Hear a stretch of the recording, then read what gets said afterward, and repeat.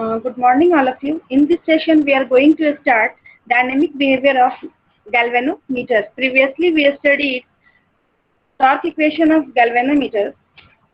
तो dynamic behaviour of galvanometer होता क्या है? जैसे ही हम लोग किसी भी गैल्वेनोमीटर से करंट पास करते हैं, वो डायरेक्ट स्टेडी स्टेट डिफ्लेक्शन में डायरेक्ट नहीं पहुंचता है। उसको पहुंचने में, स्टेडी स्टेट में पहुंचने में उसको क्या लगता है? थोड़ा टाइम लगता है, ट्रांजिशन टाइम लगता है। उस ड्यूरेशन को हम लोग क्या कहते हैं? ट्रांजिएंट टाइम कहते हैं। और जब वो फाइनली डिफ्लेक्ट कर जाता है हमारा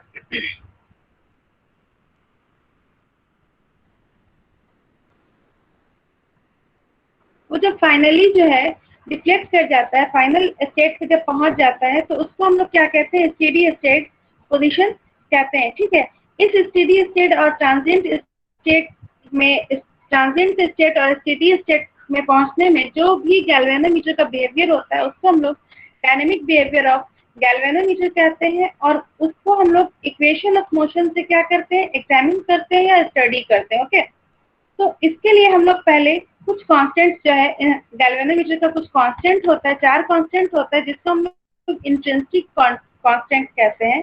it is called as intrinsic constant. और यहाँ पर क्या 4 कांस्टेंट है? तो पहला कांस्टेंट क्या है? Displacement constant.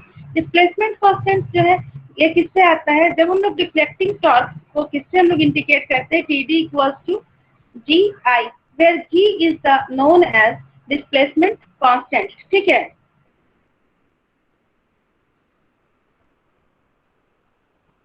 where G is known as displacement constant and G is equal to NBLD.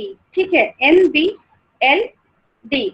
ठीक है, L is the length and D is the width of coil. Okay, या इसको हम लोग अदर वर्ड में अदर क्या कहते हैं? G is also equal to NBA, where A is the effective area. Okay, और G का कांस्टेंट यूनिट क्या होता है? न्यूटन मीटर पर एम्पियर। ओके, उसके बाद नेक्स्ट है हमारा inertia constant. Inertia constant ma'am ये नोट्स वेबसाइट पे अपलोड किए हैं? ये भी अपलोड नहीं किया मैंने।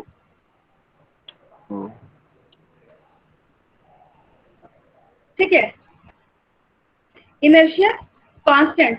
नेक्स्ट है इनर्शिया कांस्टेंट। तो ये भी एक क्या है? रिटार्डिंग टॉर्क है, जिसको जो कब जनरेट होता है? जब किसी भी मूविंग सिस्टम के अपोजिट में एक अगर फोर्स लगता है, जिसको हम लोग इनर्शिया कहते हैं। ठीक है, तो ये टॉर्क जो है मूविंग सिस्टम के एंगुलर इक्वेशन और एंगुलर एक्सेलरेशन और इनर्शिया पर डिपेंड करता है। तो इनर्शिया टॉर्क को हम लोग किससे डिनोट करते हैं? TJ से डिनोट करते हैं, where J is the inertia constant. TJ equals to J d square theta divided by dt square. Okay, where J is the inertia of moving system. इसका यूनिट क्या होता है? kg मीटर स्क्वायर होता है। Okay, इसको हम लोग J को इनर्शिया कांस्टेंट भी कहते हैं। और उसके बाद जो है d square divided by dt square जो होता है, ये क्या होता है? एंगुलर एक्सेलरेशन होता है। ठीक है, and theta is the deflection at any time t। Okay, third क्या है हमारा? डैम्पिंग कांस्टेंट है। डैम्पिंग कांस्टेंट जो है, ये डैम्पिंग के वजह से जो भी फ्रिक्शन डैम्पिंग टॉर्क जनरेट होता है, एयर फ्रिक्शन की वजह से जो भी डैम्पिंग टॉर्क जनरेट होता है, उसको हम लोग, उससे क्या होता है कि हमारा इलेक्ट्रिकल और जो है हमारा इलेक्ट्रिकल इफेक्ट की वजह से जो टॉर्क जनरेट होता है, उसको हम लोग क्या कहते हैं? डैम्पिंग टॉर्क कहते हैं। इसको हम लोग TD से डिनोट करते हैं यहाँ। और TD इक्वल्स जो होता है D into d theta by dt. Here you can see this. I will highlight here. Okay, D equals to D into d theta by dt. Okay, तो यहाँ पर D क्या है? आपका डैम्पिंग कांस्टेंट है, और d theta by dt क्या है? वो एंगुलर वेलोसिटी है। डैम्पिंग कांस्टेंट का यूनिट जो है यहाँ पर न्यूटन मीटर पर रेडियन सेकेंड है। ओके, उसके बाद फोर्थ हमारा क्या है? कंट्रोलिंग टॉर्क है। तो ये क्या है कि किसी भी सिस्टम का इलास्टिसिटी, और यहाँ पर इलास्टिसिटी की बात अगर होती है तो यहाँ पर हम लोग स्प्रिंग की बात करते हैं, सस्पेंशन की बात करेंगे। ठीक है, सस्पेंशन की बात करेंगे, जिसका काम क्या होता है कि हमारे जब जैसे ही डिफ्लेक्शन होता है, तो हमारे कॉइल को रिस्टोर करना उसके ओरिजिनल पोजीशन पर, प्रीवियस पोजीशन पर उसको रिस्टोर करना। ठीक है, यहाँ पर controlling torque is equal to होता है कि TC equals to K theta. ठीक है, यहाँ पे कंट्रोलिंग टॉर्क को हम लोग टी से डिनोट कर रहे हैं, टीसी से डिनोट कर रहे हैं, और इक्वल्स टू के थीटा। तो यहाँ पर के जो है आपका कंट्रोलिंग टॉर्क है, जिसका यूनिट होता है, सॉरी कंट्रोलिंग कांस्टेंट है, जिसका यूनिट होता है न्यूटन मीटर पर रेडियन। ठीक है, यही के जो है आपका स्प्रिंग कांस्टेंट भी है। ठीक है, and here theta is the deflection at any time T. तो यहाँ पर जो हम लोगों ने 4 कांस्टेंट पढ़ा, तो इन 4 कांस्टेंट में 4 तरह का टॉर्क भी पढ़ा। यहाँ पर क्या था, डिफ्लेक्टिंग टॉर्क था, इनर्शिया टॉर्क था, डैम्पिंग टॉर्क था और कंट्रोलिंग टॉर्क था। तो यहाँ पर जो है डिफ्लेक्शन टॉर्क जो है ये क्या कराता है, हमारे कॉइल को, जो मूविंग कॉइल होता है उसको क्या कराता है, डिस्प्लेस कराता है, डिफ्लेक्ट कराता है। ठीक है, जिससे हम लोग रीडिंग लेते हैं। बट जो ये लास्ट का 3 टॉर्क है, इनर्शिया टॉर्क, डैम्पिंग टॉर्क और कंट्रोलिंग टॉर्क, ये 3 टॉर्क क्या है, वो हमारे डिफ्लेक्शन टॉर्क के काउंटर में वर्क करता है। You can see this in their, you can see in this picture clearly. जैसे ही हम लोग यहाँ पर कॉइल को करंट इनपुट कराते हैं या फिर किसी भी बैटरी से कनेक्ट करते हैं, तो यहाँ पर करंट आई जनरेट होता है, आई फ्लो करता है। ठीक है, यहाँ पर लेंथ एल है और यहाँ पर ये जो है ब्रिज इसका टी है। ठीक है, तो यहाँ पर एक टॉर्क जनरेट होता है, डिफ्लेक्शन टॉर्क, इस करंट की वजह से। और यहाँ से हमारा क्या जा रहा है, ये करंट है आपका, जो कि इस तरह से फ्लो होगा, एंड यहाँ से आप लोगों का क्या जा रहा है, मैग्नेटिक फील्ड, मैग्नेटिक फ्लक्स जा रहा है। ओके, जिसकी वजह से हमारा डिफ्लेक्शन होता है। ओके, बट ये जो है इस डिफ्लेक्शन की वजह से इसके काउंटर में, इस लोअर सस्पेंशन में 3 टॉर्क और जनरेट हो जाता है। क्योंकि आप लोगों को पहले बताया था कि हमारा जो अपर सस्पेंशन है वो मैकेनिकली वीक होता है, बट लोअर सस्पेंशन वो स्प्रिंग टाइप का, कॉइल टाइप का होता है, जो कि mechanically as compare to upper suspension वो स्ट्रांग होता है। ठीक है, तो यहाँ पर 3 टॉर्क वर्क करने लगता है, इनर्शिया टॉर्क, डैम्पिंग टॉर्क और कंट्रोलिंग टॉर्क। ओके,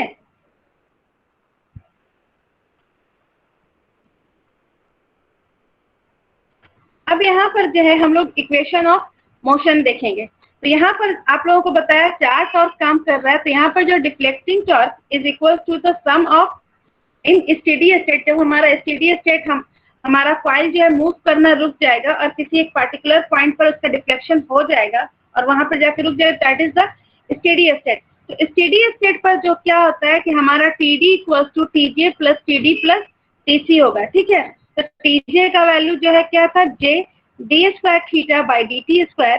टीडी का वैल्यू क्या था, D theta by D T, and TC का वैल्यू था के थीटा। ठीक है, इक्वल टू जी आई।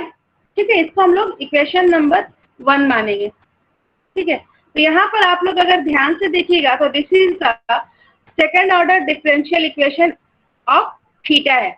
यहाँ से आप लोगों को second order of differential equation है। ठीक है, तो यहाँ पर डिफरेंशियल इक्वेशन का सॉल्व करने के लिए हम लोगों को 2 इक्वेशन होता है, एक सी एफ होता है और एक पी आई होता है। C F is complementary function and P I is particular integral. ठीक है, तो सी एफ जो है हमारा ट्रांजिएंट बिहेवियर को डिनोट करता है। ट्रांजिएंट बिहेवियर ये होता है कि जब हमारा सिस्टम जो है वो मूव करता हो, और पी आई जो है स्टेडी स्टेट को डिनोट करता है, जो हमारा सिस्टम जो है फाइनल स्टेडी स्टेट पर पहुंच गया हो और हमारा मूवमेंट जो है वो रुक गया हो। ठीक है, तो हम लोग पहले सी एफ देखते हैं कि सी एफ को हम लोग कैसे कैलकुलेट करेंगे। तो सी एफ को कैलकुलेट करने के लिए हम लोग पहले D square theta divided by D T को एम में कन्वर्ट करते हैं। ठीक है, तो यहाँ पर जो है, sorry, D theta by D T को हम लोग एम में इक्वल्स टू एम रखते हैं और एक इक्वेशन लिखते हैं जिसको हम लोग क्या कहते हैं, ऑक्सिलियरी इक्वेशन। ठीक है, ऑक्सिलियरी इक्वेशन कहते हैं। और यहाँ पर ऑक्सिलियरी इक्वेशन क्या हो जाएगा, इसका इक्वेशन 1 का ऑक्सिलियरी इक्वेशन हो जाएगा J M square plus D M plus K, okay, equals to 0। उसके बाद जो है यहाँ पर जो है देखोगे तो तुम लोगों का ये जो है m के रेस्पेक्ट में क्वाड्रेटिक इक्वेशन आ गया है ना। m के रेस्पेक्ट में ये क्वाड्रेटिक इक्वेशन आ गया, जिसका हम लोग m का रूट्स निकालेंगे। ठीक है, तो इसका रूट्स जो है हो जाएगा m1 equals to minus p plus under root D square minus 4 kj by 2j। ठीक है, और m2 का हो जाएगा minus d minus under root D square plus 4 kj divided by 2j। Okay, तो इसको फर्दर हम लोग क्या लिख सकते हैं कि थीटा का ये वैल्यू हम लोग लिख सकते हैं। थीटा का जो वैल्यू है मेरा a equals to a exponential to the power m1t plus b exponential to the power m2t। This is the complementary function लिखने का ये तरीका होता है। और हमारा जो फाइनल इक्वेशन आता है तो उसको हम लोग लिखते हैं cs प्लस पी का समेशन होता है। ठीक है, यहाँ पर a और b क्या है, एक रैंडम कांस्टेंट है। ठीक है, a and b are constant. उसके बाद हम लोग नेक्स्ट देखते हैं पार्टिकुलर इंटीग्रल। तो जब हम लोग एक स्टेडी करंट गैल्वेनोमीटर से पास करते हैं, steady current that means constant current under steady state condition, जहाँ पर होता है D square theta plus divided by dt square equals to 0 और d theta by dt equals to 0। तो थीटा क्या हो जाएगा, थीटा एफ। दैट मीन्स यहाँ पर ये बताने का, दोनों टर्म को जीरो करने का सेंस ये होता है कि हमारा जो है मूवमेंट जो होता है, डिफ्लेक्शन जो हो रहा है वो क्या हो जा रहा है, रुक गया है। तो हमारा जो है थीटा हो जाएगा वो फाइनल स्टेट पर पहुंच जाएगा, यानी कि फाइनल रीडिंग या फाइनल पोजीशन पर पहुंच जाएगा। ठीक है, तो इसको putting the above equation condition in equation 1। ठीक है, इस इक्वेशन 1 में पुट करेंगे तो यहाँ, सॉरी ये इक्वेशन 2 होगा, यहाँ पर इक्वेशन 2 में पुट करेंगे तो थीटा इक्वल्स टू हो जाएगा AE m1t plus BE m2t plus theta f। Okay, तो यहाँ पर जो है ये वाला जो पार्ट है AE m1t plus BE m2t, ये ट्रांजिएंट टर्म है, यानी कि ट्रांजिएंट टाइम को शो कर रहा है। ठीक है, और ये थीटा f क्या है, हमारा स्टेडी स्टेट है। ठीक है, तो ट्रांजिएंट, यहाँ से आप लोगों को क्लियर हो रहा है कि जो हमारा ट्रांजिएंट टर्म है वो एक्सपोनेंशियल हो सकता है या फिर ऑसिलेटरी हो सकता है। वो किस पर डिपेंड करता है, m1 और m2 का, जो यहाँ पर m1 m2 वैल्यू निकला है हमारे ऑक्सिलरी इक्वेशन का, m1 m2 जो वैल्यू निकला है ये इसके रूट्स पर डिपेंड करेगा। ठीक है, जब यहाँ पर जो है ये जो फाइनल, ये कंप्लीट डिपेंड अब यहाँ पर इस पर करेगा। ठीक है, अगर इसका वैल्यू जो भी मेरा पुट करेंगे उसके अकॉर्डिंग यहाँ पर जो है वैल्यू चेंज होगा। तो ये जो है रूट्स पर डिपेंड करेगा। तो हम लोग जो उसके लिए हम लोग क्या करते हैं कि कुछ केस, 3 केसेस हम लोग जो है पॉसिबल 3 केसेस हम लोग लेते हैं। व्हेन डी स्क्वायर, यहाँ पर जो है आपका डी स्क्वायर का जो वैल्यू है अगर 4 kj से बड़ा होगा तो उसके लिए क्या होगा कि हमारा जो रूट होगा, तो 2 रूट होगा और दोनों क्या होगा, इमेजिनरी होगा। Okay, 2 roots are imaginary. तो उस कंडीशन में मोशन क्या होगा, ऑसिलेटरी मोशन होगा और the galvanometer oscillates under final steady state position with decreasing amplitude. ठीक है, तो ये जो है क्या करेगा, ऑसिलेट करेगा फाइनल स्टेडी स्टेट पोजीशन में। हमारा गैल्वेनोमीटर क्या करेगा, ऑसिलेट करेगा और उसका क्या होगा, एम्पलीट्यूड घटता जाएगा। ठीक है, तो इस पोजीशन को हम लोग क्या कहते हैं, अंडर डैम्प कंडीशन कहते हैं। तो उस कंडीशन पे गैल्वेनोमीटर किसमें होता है, अंडर डैम्प कंडीशन पर होता है। ठीक है, हमारा केस जो है कि जब डी स्क्वायर का वैल्यू 4 kj के बराबर होगा तो उस कंडीशन में हमारा जो है रूट जो है m1 और m2 दो रूट जो होता है वो रियल एंड इक्वल होगा। ओके, रियल एंड इक्वल होगा और उस कंडीशन में जो है हमारा जो मोशन होगा वो नॉन ऑसिलेटरी होगा और फाइनल स्टेडी स्टेट पे बहुत शॉर्ट टाइम पर पहुंचेगा और उस कंडीशन को हम लोग क्या कहेंगे, क्रिटिकली डैम्प वो कंडीशन कहेंगे। ठीक है, नेक्स्ट है थर्ड, जब डी स्क्वायर का वैल्यू जो है वो 4 kj से बड़ा होगा तो m1 और m2 का जो रूट होता है वो रियल होगा। ठीक है, जो रूट जो है वो उस कंडीशन में क्या हो जाएगा, रियल होगा और हमारा जो है गैल्वेनोमीटर नॉन ऑसिलेटरी रहेगा और फाइनल स्टेडी स्टेट पे स्लगिश मैनर, दैट मीन्स के स्लोली पहुंचेगा। ठीक है, स्लगिश मैनर में पहुंचेगा और उस कंडीशन को हम लोग क्या कहते हैं, ओवर डैम्प कंडीशन कहते हैं। ठीक है, तो नेक्स्ट है यहाँ पर हम लोग टाइप्स ऑफ गैल्वेनोमीटर मोशंस के बारे में देखेंगे। पहले जब d इक्वल्स टू 0 होगा तो ये कम्प्लीटली ऑसिलेटरी रहेगा, प्योर ऑसिलेटरी रहेगा। ठीक है, ऑसिलेशन होता रहेगा, तो इसलिए इसको हम लोग यूज यहाँ पर नहीं करेंगे। ठीक है, जब d इक्वल टू 0 रहेगा तो इस पोजीशन को हम लोग क्या कहते हैं, अनडैम्प्ड कहते हैं, ठीक है, अनडैम्प्ड पोजीशन कहते हैं। नेक्स्ट है, जब d का वैल्यू 0 से 1 के बीच में वेरी करेगा तो हमारा जो है रूट जो है कॉम्प्लेक्स कंजुगेट होगा विथ नेगेटिव रियल पार्ट, ठीक है। तो ये क्या हो जाएगा, डैम्प्ड ऑस्किलेशन होगा। दैट मीन्स के अंडर डैम्प्ड, इस पोजीशन को हम लोग, इस मोशन को क्या कहेंगे, अंडर डैम्प्ड कहेंगे, ओके।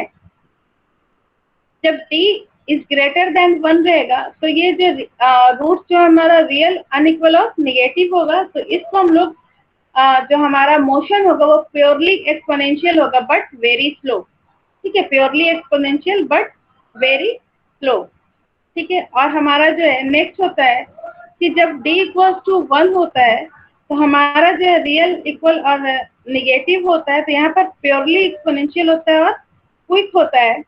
तो जो हम लोग यूज करते हैं वो प्रैक्टिकली ओवर डैम्पिंग को हम लोग अवॉइड करते हैं और क्रिटिकल डैम्पिंग पर हम लोग वर्क करते हैं।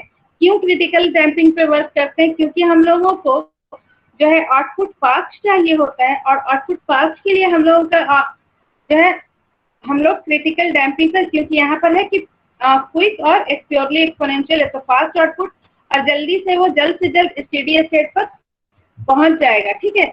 अब नेक्स्ट चीज है यहाँ पर कि क्रिटिकल डैम्प, दूसरा रीजन क्या है कि क्रिटिकली डैम्प आने का दूसरा रीजन ये हो सकता है कि हमारा जो है डिवाइस, जो भी डिवाइस हम लोग सेलेक्ट करते हैं, इंस्ट्रूमेंट हम लोग सेलेक्ट करते हैं, वो हाईली सेंसिटिव होता है, इसलिए हम लोग क्रिटिकल डैम्पिंग पर वर्क करते हैं for the fast output, okay.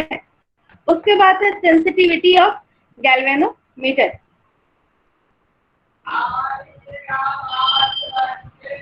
Sensitivity of galvanometer, तो सेंसिटिविटी जो होता है गैल्वेनोमीटर का, वो करंट, वोल्टेज और रेजिस्टेंस के रेस्पेक्ट में हम लोग जो है मेजर कर सकते हैं। और इसका जो है एसोसिएट, इसके रेस्पेक्ट में हम लोगों का 3 तरह का सेंसिटिविटी होता है, ओके।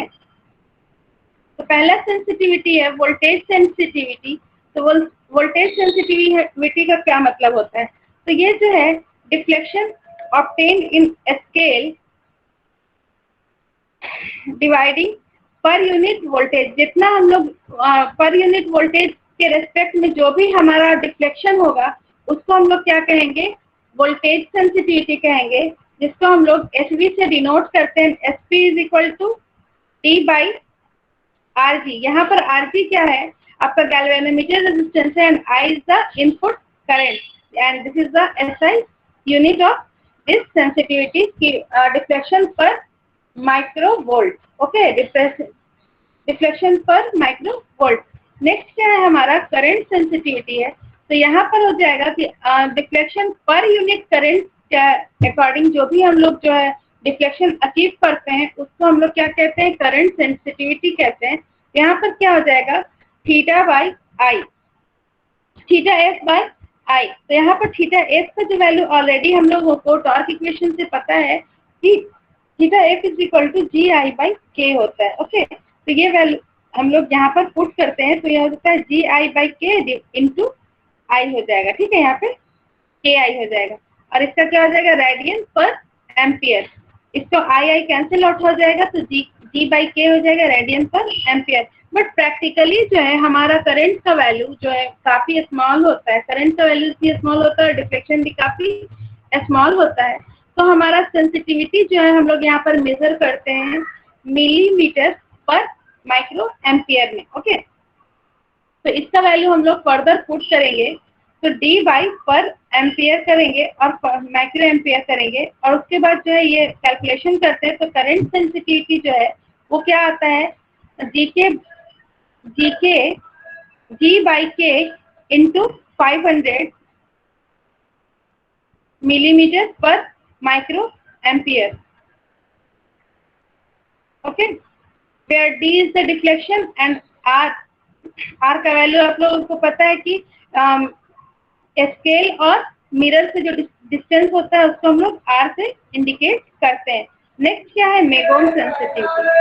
तो it is the resistance of circuit, ठीक है, इन मेगा ओम, ठीक है, इन mega ohm, so that the deflection in so that the deflection is one scale division when the voltage impressed in galvanometer. जब हम लोग वोल्टेज इनपुट करते हैं तो जो डिफ्लेक्शन होता है उसको हम लोग जो है मेगा ओम सेंसिटिविटी में भी हम लोग देख सकते हैं, ठीक है। तो नेक्स्ट है कि उसके बाद हम लोग ये कहते हैं कि इसको मेगा ओम को हम लोग micro ampere per scale division में भी हम लोग जो है मेजर कर सकते हैं। यहाँ पर दो हो गया कि जब पर वोल्ट डिवीजन पर वोल्ट हो गया या फिर micro ampere per scale division. तो इसको भी हम लोग किससे हम लोग डिनोट करते हैं, इसका फाइनली जो वैल्यू आता है वो होता है एस नॉट। इसको हम लोग एस नॉट से डिनोट करते हैं और S naught is equal to G by K into 500 mega ohm per millimetre होता है इसका यूनिट, ओके। अब जब फॉर हाई सेंसिटिविटी जी का value must be largest and के शुड बी स्मॉल, ठीक है। जी का वैल्यू लार्जर रहेगा और के स्मॉल होगा। यहाँ से आप लोगों को इक्वेशन से साथ तीनों इक्वेशन से आप लोगों को क्लियर पता चल रहा है कि जी का वैल्यू अगर लार्ज रहेगा तो ही हम लोग क्या करेंगे, हाईली सेंसिटिव होगा और हमारा जो है मेजरमेंट या फिर कैलकुलेशन जो है वो जो है क्या हो सकता है, इजीली हो सकता है। मेजरमेंट हम लोग करंट का मेजरमेंट हम लोग इजीली कर सकते हैं। अब नेक्स्ट है कि जी का वैल्यू आप लोगों को पता है कि जी क्या होता है, G equals to MVA to get high sensitivity while must having more number of turns, ठीक है। जितना ज्यादा इसको बड़ा करने के लिए हम लोगों को क्या चाहिए, नंबर ऑफ टर्न्स को बढ़ाना होगा या क्रॉस सेक्शनल एरिया जो है कॉइल का ज्यादा होना चाहिए। दूसरा high flux density, that means कि डी का वैल्यू भी क्या होना चाहिए, ज्यादा होना चाहिए। तो जब नंबर ऑफ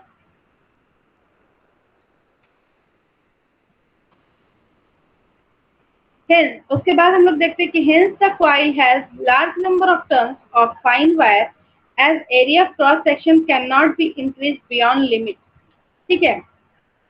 तो अगर हम लोग जो है कि नंबर ऑफ टर्न्स को इंक्रीज कर सकते हैं और एरिया जो है किसी एक पार्टिकुलर लिमिट तक ही रखेंगे ना, ऐसा थोड़ी है कि उसको हम बहुत बड़ा कर देंगे।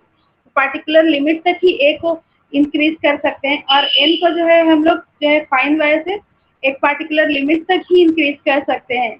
तो उसके मतलब उस चीज को अगर कंपनसेट करने के लिए हम लोग दूसरा मेथड क्या यूज कर सकते हैं कि स्प्रिंग कांस्टेंट जो के है आपका, उसको हम लोग जो है क्या कर सकते हैं, रिड्यूस कर सकते हैं, डिक्रीज कर सकते हैं। कैसे, हम लोग जो है स्मॉल स्टिफनेस कांस्टेंट स्प्रिंग जो है स्मॉल मतलब स्प्रिंग कांस्टेंट वाला हम लोग यूज कर सकते हैं जिसका स्टिफनेस कांस्टेंट क्या हो, उसका वैल्यू काफी लो हो, ठीक है। दैट मीन्स कि हम लोग वीक स्प्रिंग हम लोग यूज कर सकते हैं, okay. This is the end of this session, dynamic behavior of galvanometer and sensitivity, okay।